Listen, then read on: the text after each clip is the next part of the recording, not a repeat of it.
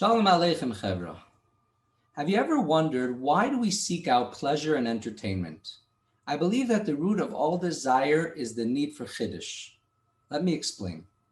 When Hashem tried to make the world's tikkun in one shot with Adam Arishan and Gan Eden, it failed. That's why Hashem decided to divide up the work in small bits and pieces.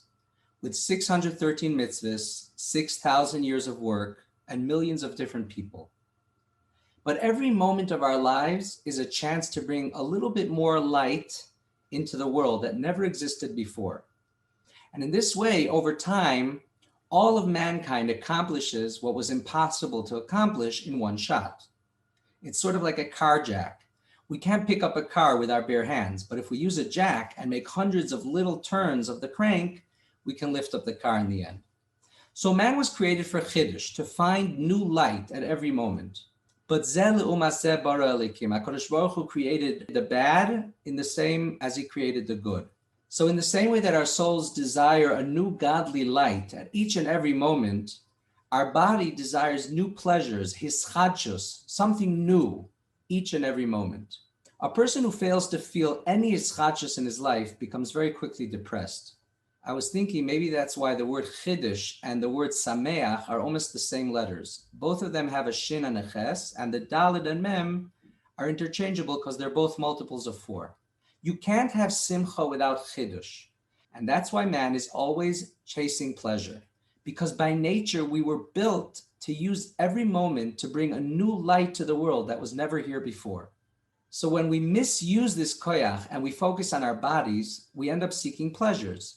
Our minds perceive each pleasure as something new. Why are people always reading the news? Does it really matter that somewhere in the world there was an earthquake or a murder or somebody won the lottery or that the Yankees beat the Mets? All these things happen millions of times in history. What difference did it really make? But as human beings, we're always seeking chiddush. We always need to know what's new so we can feel hischadshus. Otherwise, life feels meaningless. And that's why we seek pleasure. When we look at things we shouldn't, what's really happening is that our soul is looking for something new, a new revelation, a new hispilus, something to be amazed at. Hashem made every woman look different, so we're fooled into believing that every time we look at another image on the computer or a woman on the street, we're going to discover something new. The internet promises endless novelty, millions of pictures and videos, each one supposedly different. But we know this is all an illusion. As soon as we give in, we wake up and we ask ourselves, what were we looking for there? We know what's there. It's all the same flesh and blood. There's nothing new there. But here's the amazing thing. Hashem wants us to find chiddush.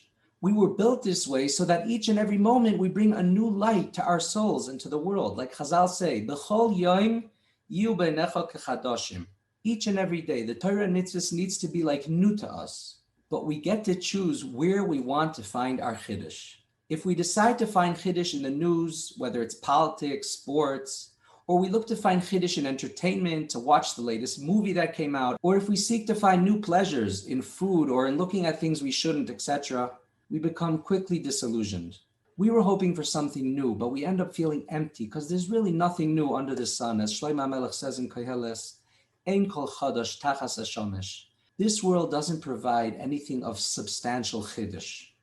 And the emptiness that we feel makes us seek out even more taiva in the fleeting hope that maybe next time we'll feel something new. We're always seeking to feel the way we felt that first time. We're always chasing that elusive feeling of chiddush that we once felt, but we never find it. So we get to choose. If we make a decision that we don't want to seek chiddush in taivas and havolim, we want to seek chiddush in ruchnius, then Hashem will supply us with the feelings of chiddush in Torah and avodas Hashem. Because a human being can't live without it. We were built for chiddush so that we use every moment to make a new tikkun, to bring a little bit more light to the world. So if we tell Hashem, I don't want to take chiddush from empty things. I know there's no real chiddush there. It's all the same. We all return to dust. It's only an illusion of chiddush. Hashem, I don't want to take chiddush from illusions. I want to find chiddush in you. Then Hashem will open our eyes and we'll start to see chiddush in Torah. We'll start to feel hischadshus. We'll start to be spoiled from ruchnius. We'll feel a freshness in our avodas Hashem because Hashem is infinite and His Torah and wisdom is infinite. So each ruchniistic pleasure we feel is a real and an eternal chiddush. Rabbi say it's one or the other. We can't have both. If we're seeking Chiddush and Taivis, our Avodas Hashem will feel stale and boring, the same old road each and every day. But if we start to seek Chiddush in Hashem, Hashem will provide us with constant simcha and ischadshus in Avodas Hashem. Thank you for listening to the Guard Your Eyes Daily Chizuk broadcast. Pass them on to your friends and help spread Kedusha in the world.